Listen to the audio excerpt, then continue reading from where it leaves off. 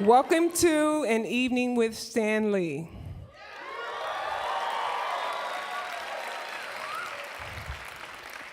My name is Kia Allen, and I will be introducing your moderator and Mr. Stan Lee. Known to millions as the man whose superheroes propelled Marvel to the preeminent position in the comic book industry, Stan's co-creations include SpiderMan, The Incredible Hulk, X-Men, The Fantastic Four, Iron Man, as well as hundreds of others. He introduced Spider-Man as a syndicated newspaper strip that became the most successful of all syndicated adventure strips and has appeared in more than 500 newspapers worldwide. Stan currently remains Chairman Emeritus of Marvel as well as the member of the editorial board of Marvel Comics. Stan is currently the Chairman and Chief Creative Officer of POW Entertainment, a multimedia entertainment company based in Beverly Hills, which he founded with production partner Gil Champion and business affairs partner Arthur Lieberman. POW has created numerous new characters and stories in areas including publishing, film, TV, reality, stage, documentary, and multimedia. Moderating today will be Mr. William Salazar from Program Council. And please welcome Mr. Stan Lee.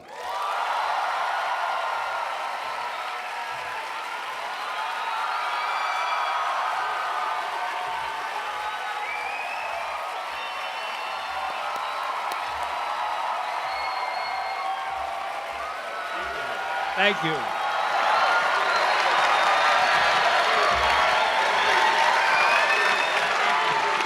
Thank you, true believers.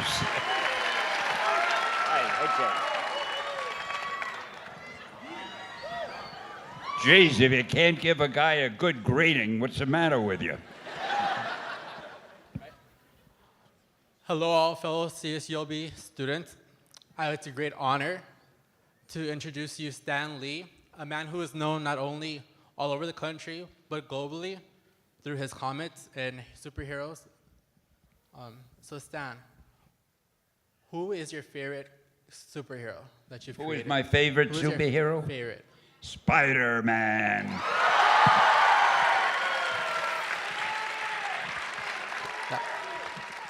How did you come up with the idea of Spider-Man? How did I come up with the idea? How much time have you got? I'm going to tell you a story. We had done the Fantastic Four, and it did very well. I think we did one or two others. I can't remember the order, maybe the X-Men, I don't know. But then my publisher said, how about doing a new superhero, Stan? So I had to go home and think of one. So the first thing you have to think of is what superpower will you give him? And I couldn't think of a new superpower. I already had the Torch who could fly and flame. I had the Strong Thing. I had so many characters who could do everything. What was left? And then I saw a fly crawling on the wall. And I said, wow, imagine if you had a superhero who could crawl on the wall, stick to the wall like an insect. I thought, oh boy, now the next thing you need is a name. So I thought, what'll I call him? Insect Man? Nah. Fly Man? I don't know. On and on. And then I got to Spider-Man. It sounded scary and dramatic. And then I figured, I'll make him a teenager because there hadn't been a teenage superhero. And then I figured, just for fun, I'll give him a lot of personal problems. Like I have, because no superheroes at that time had any. So I went running into my publisher's office, and I said, boy, have I got just what you're looking for. And I told him, and he said, Stan, that is the worst idea I have ever heard. He said, first of all, people hate spiders, so you can't call a hero Spider-Man. Also, you can't make a hero a teenager. They can only be sidekicks. And you want them to have personal problems. don't you know anything about superheroes? They don't have personal problems. So I walked out with my tail between my legs, defeated, but I couldn't get Spider-Man out of my mind. A month later, the sales figures came in, and my publisher came running into my office. Stan, remember that character Spider-Man of yours that we both liked so much? I swear, how about making it a series? And that's how Spider-Man was born. You didn't know you'd get such long answers, did you? So, what made you get started on creating comics and these superheroes? I can't make out what you're saying. Take the damn microphone away so you hear you. What made you get started on making like these superheroes and comics? When did I decide we need superheroes in comics? Right. See, I'll speak for him that way. It makes it easier. Well, I didn't decide we needed superheroes. It was my publisher. He saw that Superman was selling well, and he was quite an imitator. He figured, well, if DC, which was then called National Comics, if they have Superman selling well, let's get us some superheroes. And that's how it started. So, Now, are you applauding DC or National or me saying that's how it started, or the fact that I look so incredibly good sitting up here? Go ahead. so Put the mic away. put the mic away. All right. So, who was the first one that you create out of your The first one I did, the first superhero, first superhero? the Fantastic Four, all four of them. Right. And, well, we all know who the Fantastic Four are, and those of you who don't, I'll have to ask you to leave the room. But they were the first of the superheroes I did. I had done a lot of other characters. When I first came to work for Marvel, which was then called Timely, let's see, I was about 17 years old then, I did something called The Destroyer, and I did another character called Father Time, and I did about a dozen others that are totally forgettable. But we didn't really get into the superheroes until my boss said, if National Comics can do it with Superman, we can do it with, and then he realized we didn't have anything. So he said, try to make some up. If you were to create another one, let's say tomorrow or in the future, what kind of ideas do you have? If I had to do another one tomorrow, let's say, or in the future, what kind of ideas do I have? Do I have a good memory? I remembered every word. I have about 100. I have a company now. I'm part of a company called POW Entertainment, P-O-W. And of course, you've all figured out by now that POW stands for Purveyors of Wonder. Now, at POW, we've got about 20 new superheroes that I've developed. Some of them are being worked on now for movies. We have one that's being filmed in England as a TV series called Lucky Man. And the reason we have that, people were always asking me, what would be the best superpower to have? And I always give them an answer they don't expect. You know, they expect you to say strength or speed or something like that. I think luck would be the greatest power you could have. Because if you have unfailing good luck, then nothing could ever bother you or defeat. A guy shoots you and he misses and so forth. So anyway, in England, they're filming Stan Lee's Lucky Man right now. It'll eventually come to the States, and you better watch it, and you better write good fan mail and demand that I get a cameo in it. Oh, I think I already, come to think of it, I already did my cameo in that one. Just wait. What are the differences between doing a comic in the U.S. and in the other countries? What is the difference? The difference between superheroes in the U.S. and in other countries? Gee, I don't know. I don't really study them in other countries. I don't think there are that many superhero characters from other countries. In fact, I don't know of any. We're doing some at POW. I have a character. I don't know if I'm allowed to say this. I may not be allowed to say it, but I'm going to say it anyway. But because I may not be allowed to say it, please don't tell anybody I said it. We have a character called, oh my God, what's his name? Oh yeah, the Annihilator. And that has been written, and it'll start to be being produced pretty soon. So watch for the Annihilator. And I've got about 5 or 6 others that we're looking for the cast now, and we're looking for directors, and you'll read about it. I'm sure you're all fans, so you'll read about it on the internet or wherever the hell you get your information from. What movie based off a Marvel character best captures the essence of the original comic? What movie based on a Marvel catches the essence Of the original. of the original Marvel comic? Yes. Well, they're all supposed to. I think that SpiderMan did a pretty good job. I think nothing was better than Iron Man. Oh, man. And could anybody play that role better or as well as Robert Downey Jr.? You know, except for me, there isn't another human being. I'm so jealous of him. Did I answer the question? Yes, you did. I forgot the question. Okay. Right. How many does he have written down there? How do you create memorable superheroes? What inspires you to write them? What inspired me to write them? I'm going to give you an honest answer. Greed. I get paid for it. I'd better write them. No, seriously. If somebody would pay me more money to write ladies' romance stories, I would write those. Doesn't matter. Oh, I'll tell you a story about that. We have to keep busy here anyway.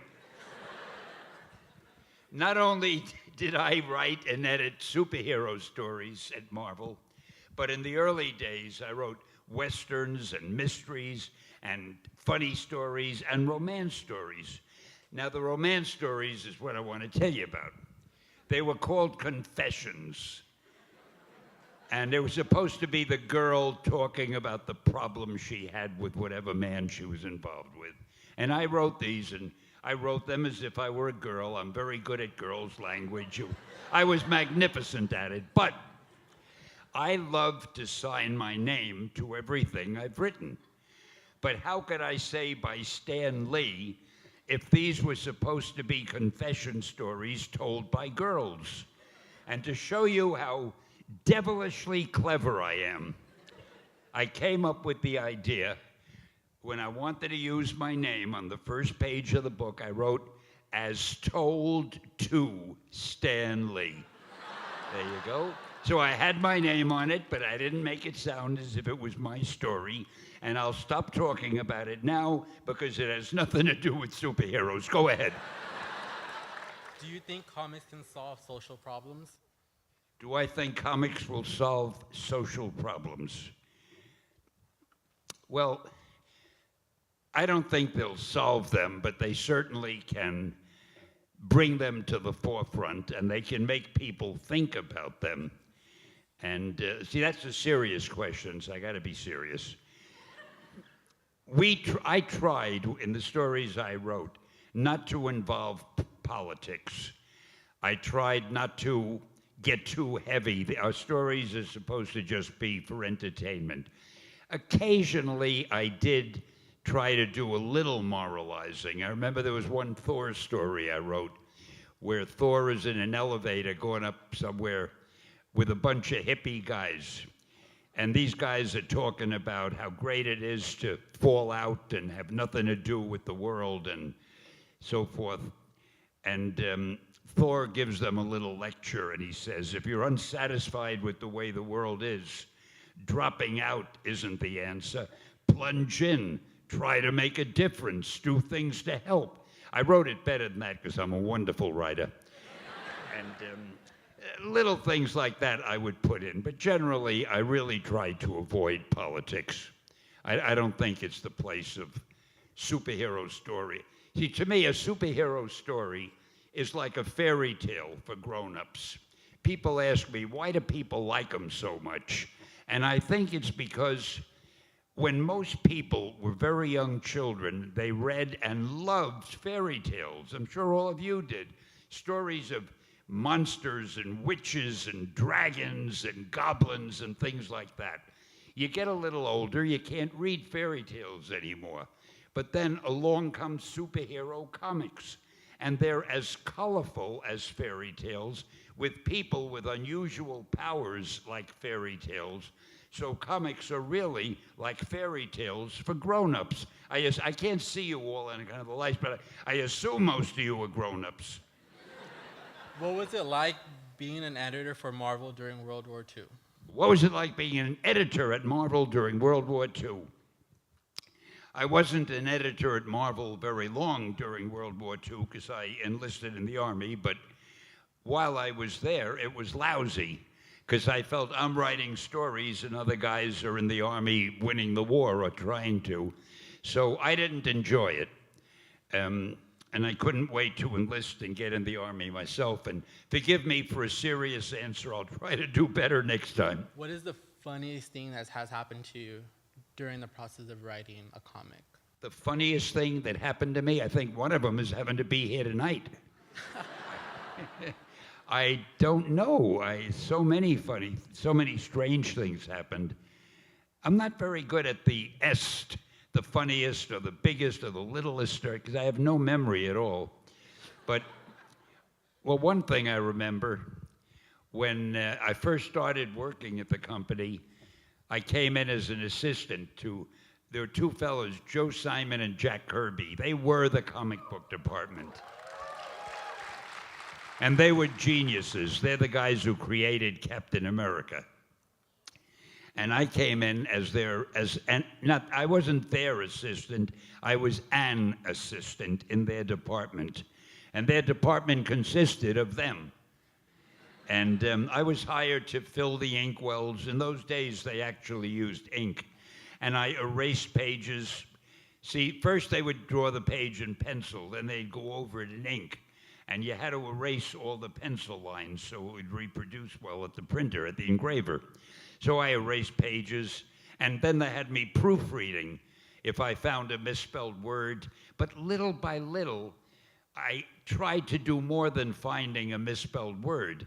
I would say, gee, I think this sentence would read better if it was written this way. And they would let me rewrite things. Later on, they let me actually write my own stories. Came up with a character I remember called the Destroyer. Great name, I can't remember what the hell it was all about.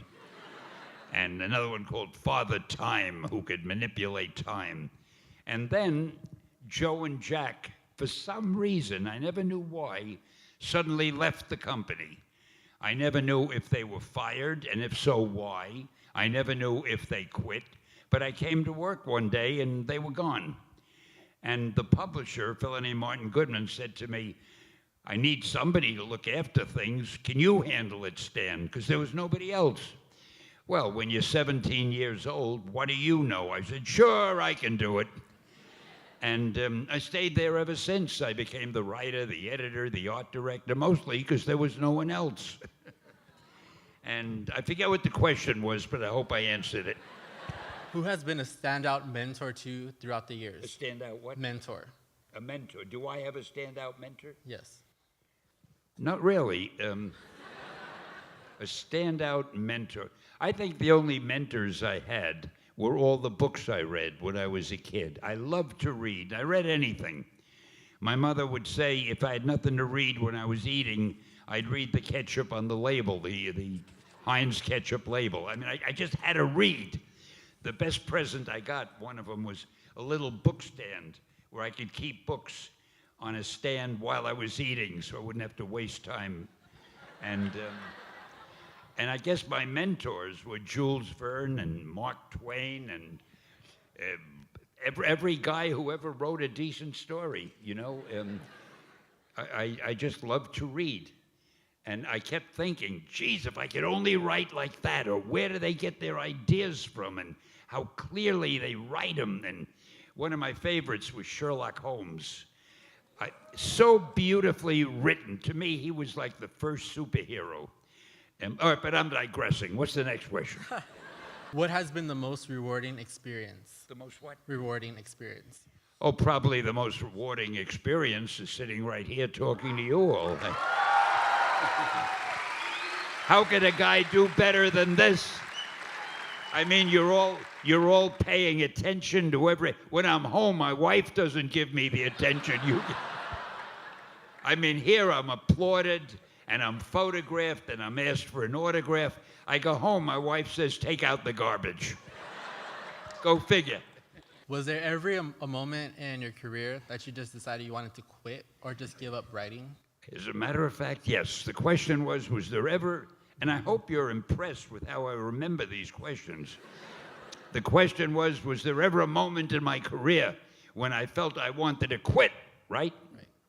That moment came. I don't remember the date, but I had been writing, this is before the Fantastic Four.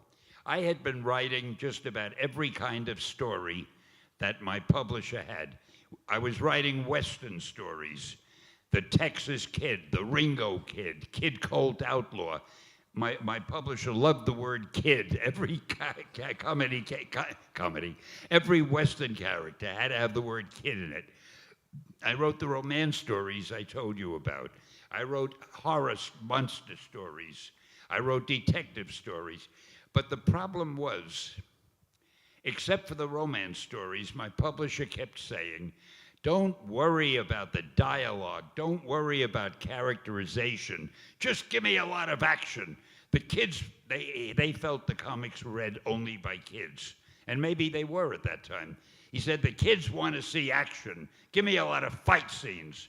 Well, I wanted to keep my job, so that's what I did. And I got sick of it after a while. I mean, I'm writing excuses for people to fight all the time and nothing else, really. So I wanted to quit. So I said to my wife, I often talk to her, and I said, you know, honey, I think I'd like to quit because I can't stand writing these stupid stories anymore. And she said to me, and this proves how brilliant my wife is, she said, Stan, why don't you do one book the way you want to do it? He may fire you for it, but you want to quit anyway, so what have you got to lose? At least you'll get it out of your system. And that's when I did the Fantastic Four. And I tried to get characters that would speak like real people living in the real world. I tried to give each of them his and her own personality. I tried to get a story that was more than just one fight scene after another. Luckily for me, and I might say luckily for you, the book sold, and my publisher said, write some more. So that's when we did all the X-Men and the Hulk and Daredevil and Doctor Strange and on and on. And thank goodness, if not for my wife, you wouldn't be sitting here listening to me. You'd have to listen to somebody much duller than I am. So look at the good I'm doing you. I'm only kidding. Go ahead. Put the mic away. How was it like growing up what? During the Great Depression.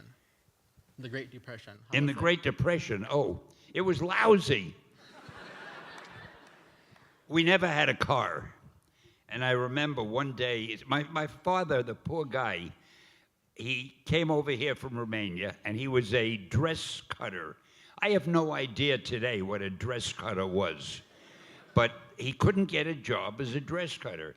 And I have visions of him sitting, looking at the want ads day after day after day, no job.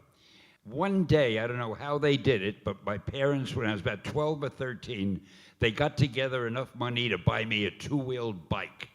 And man, that was the greatest gift I ever got, because suddenly I had wheels. I could go anywhere at all, drive all over Manhattan, the Bronx, Brooklyn, anywhere.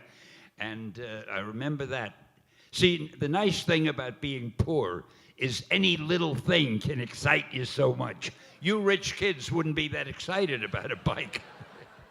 What advice would you give college students about pursuing their goals in life? About what? Pursuing their goals. Well, that's a tough one. What advice would I give the students about pursuing their goals?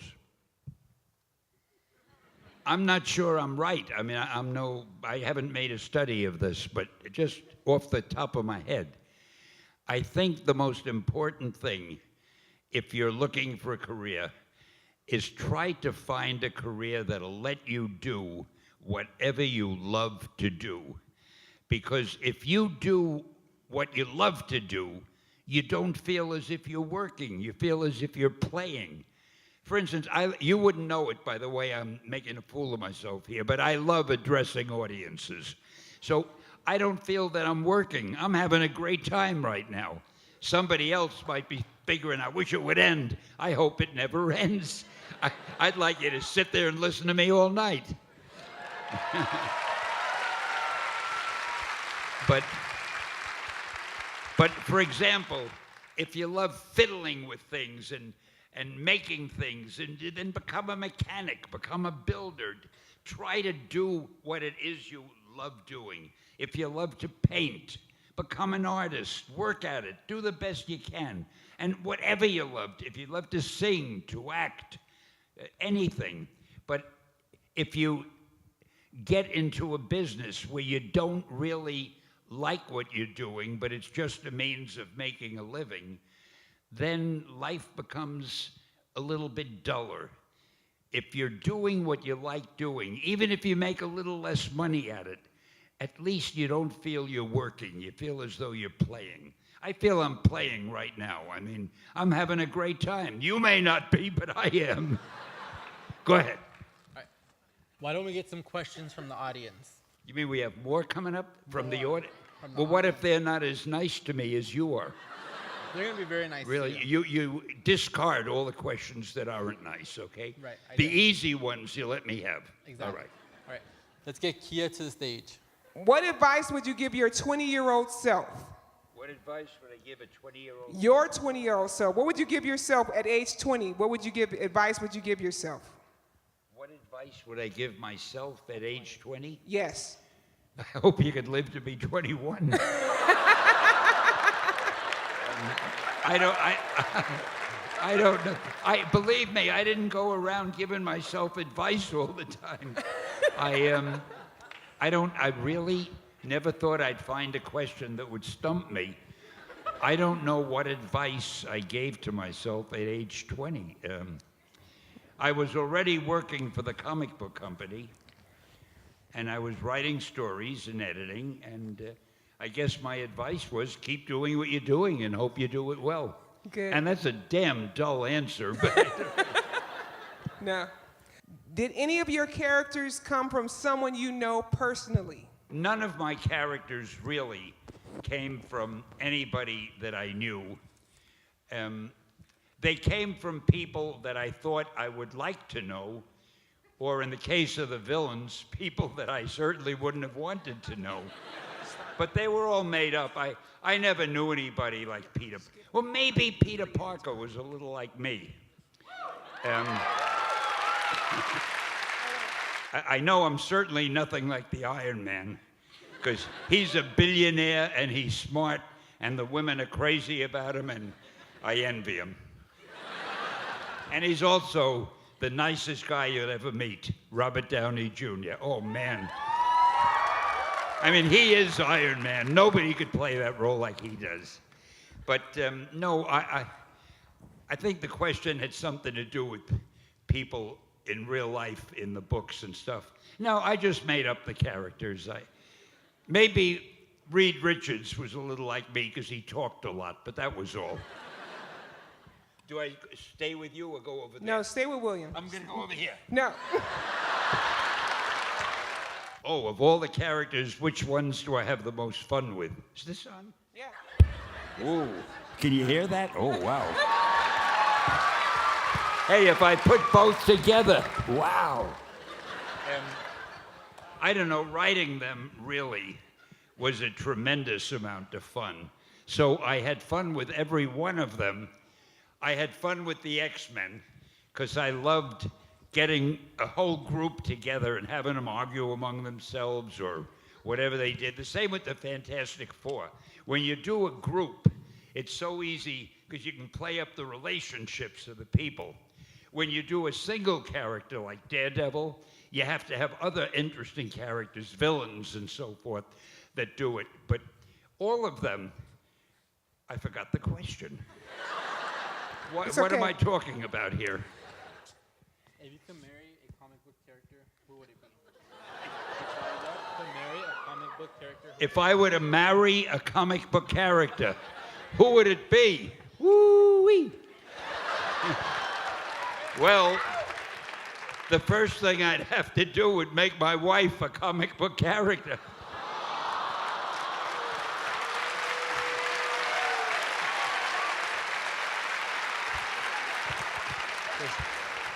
I'm really rather fond of her.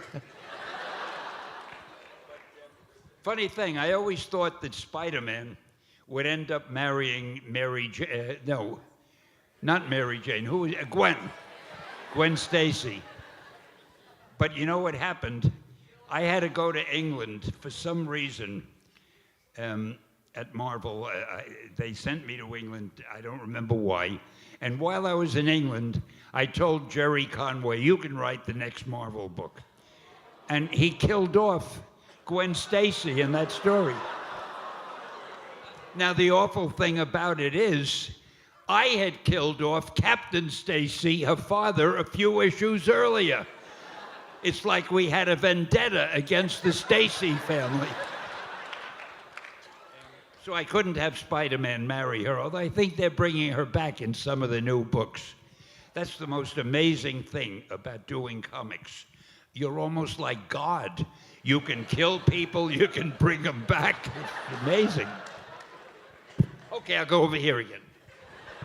Oh, what is my opinion of designing comic books then compared to now with computers? Well, the thing is, the artwork, the actual drawing of the panels, is still done by hand, by an artist, not by a computer. The computers do the lettering sometimes, they do the coloring, the inking, but the actual drawing of the comic book, as far as I know, that's done by the artist. He sits and he draws it. Then the computer colors it and does whatever else it does. But you need that artist to be there drawing it. And I got to tell you, Marvel has the greatest artists in the world. You look at their artwork and it's magnificent. I'm very proud of it. And that was a dull answer, but what are you going to do? Who was my least favorite character? Well, I do have one, only one. I love every character I've created. There's one. Jack Kirby and I had a deadline for a Fantastic Four, I think it was Fantastic Four story. We had to get a story out quickly. The book was late. We had to move quickly. I didn't have a villain, so I dreamed up the name Diablo. I thought, boy, that sounds like a great villain. And I said, Jack, I want you to draw me a Diablo. Let him look real devil-like, you know. And Jack drew a great Diablo, and I wrote some kind of story, but to this day, I don't remember what the story was. I don't remember what power Diablo had. I don't remember anything about him.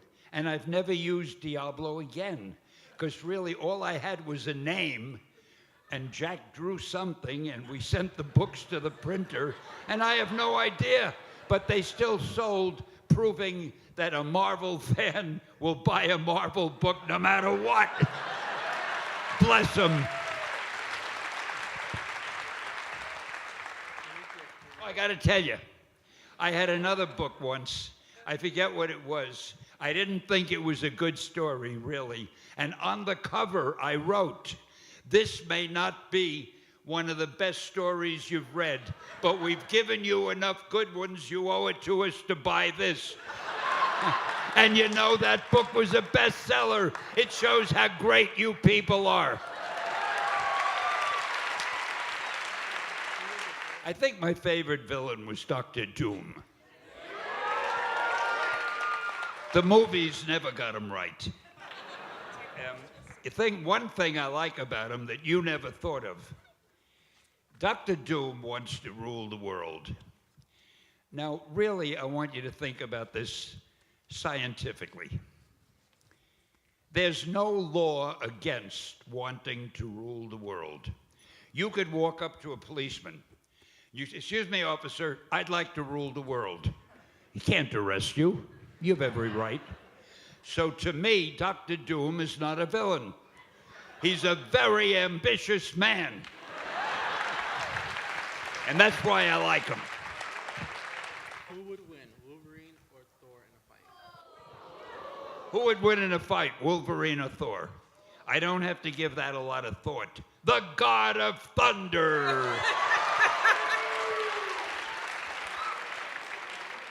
That was an easy one. Now he'll stick me. What advice would you give to an aspiring comic book writer? What advice would I give to an aspiring comic book writer? Boy, there's one I don't know how to answer. If you want to write for Marvel, and why wouldn't you? Read all you can of the Marvel books. We can use the money. But read the stories. Try to see what the Marvel style is, if there is one. And try to write stories. Try to dream. You could do two things. One, you could try to create your own superhero. Write a story about him and send it to a Marvel editor, see what he thinks. Two, you could take a superhero we already have. Take Doctor Strange and write a Doctor Strange story of your own, an original one, and send it to an editor and see how that works out. I've got to warn you, though, if you want to do that. Marvel has become so popular that some of the biggest writers, movie writers, television writers, are also writing stories for Marvel. And it's very hard to break in. If you send something to a Marvel editor, it has to be tremendous. It has to be superb in order to get the guy to phone you and say, "Come on, let's talk." Because they have so many terrific writers already. It's very hard to get into that field unless you are as good as the best, really. So it's not easy. It was much easier when I got into it, when nobody cared what the hell you wrote. Go ahead. All right.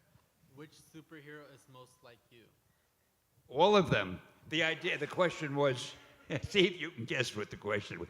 The question was, which superhero is most like you? All of them. They're all adorable. How many does he have?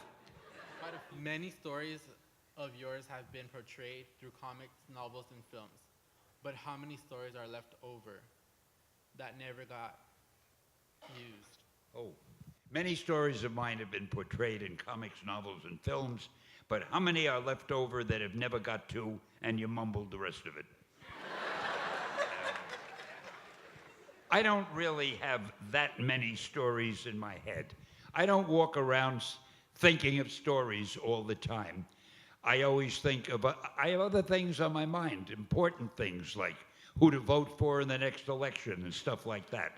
But when a story has to be written, that's when I sit down. When somebody says, if my partner at POW says, "I just met a producer who loves the stuff we do, he would like to produce a new movie with us involved. Can you think of something?" Then I go home and I try to think of a new story. But normally, I'm not thinking of stories. I'm thinking of the same things you people think of, which is kind of strange, but that's me. What was your weirdest fan experience? My weirdest fan experience. I think when fans walk up to me and ask me to sign my name on their arm or leg or shoulder, and they want to have it tattooed. I just can't understand why anybody would want my name tattooed. I love Shakespeare. I wouldn't put Shakespeare's name on my shoulder. But what the hell? If you could be any superhero, who would it be and why? If I could be any superhero, who would it be? Well, of course, Iron Man. He's the richest. He's the best looking. The women love him. The readers, everybody loves him.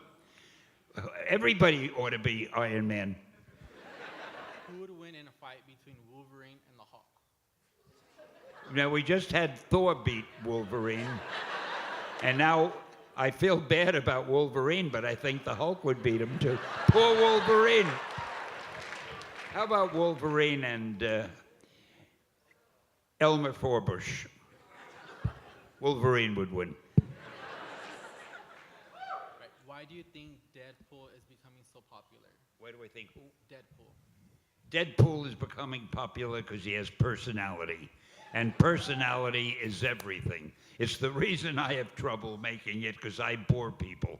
But Deadpool is great, and as long as he has that terrific personality, he'll continue to be great. I think he's writing new ones. While I'm talking to you, he's writing new ones. Do you have any advice for an art major? Any advice for an art major? Yeah, draw as well as you can. It's the same almost as for a writer. You look at the artwork that's in the Marvel books. It's magnificent. So you got to say to yourself, can I draw that well? Or can I learn to draw that well? And an artist also, as a writer, has to be a good judge of his or her own work. You've got to be able to look at it and say, wow, that's as good as so-and-so's work. Or, well, I love it, but it's really not as good as the professional stuff in the books.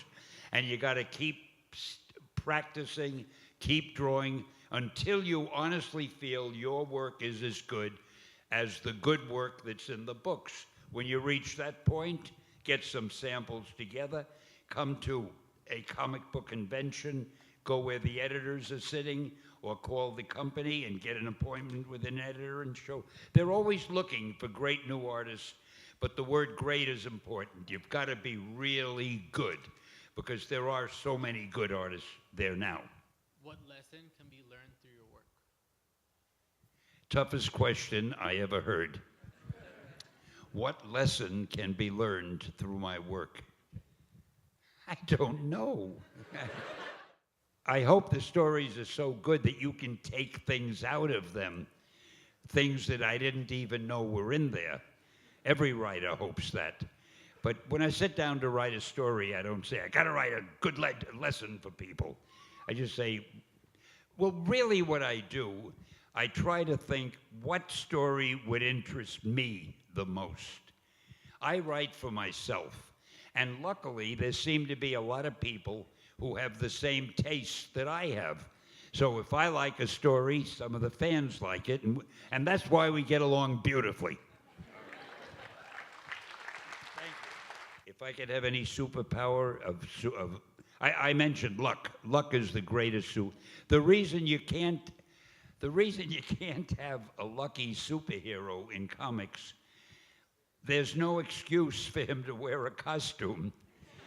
And the readers love costume characters. I remember I did something once, a superhero book, and I didn't put costumes on, just for fun.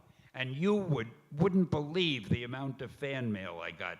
We love that character, we love that story, but if you don't give him a costume, we'll never buy another book. Comic book superhero fans love costumes. I should have worn one tonight. Maybe this would have been more successful. Where did you go? All right. I knew it. He went to write more questions. All right. So it's somebody's birthday's coming up on December 26th. So why don't we all wish Mr. Stan Lee a very happy birthday? Thank you. Thanks for your help. I take it I'm dismissed, but I have to leave you with one incredibly important word of wisdom. You may take notes if you wish, and here it is. Excelsior!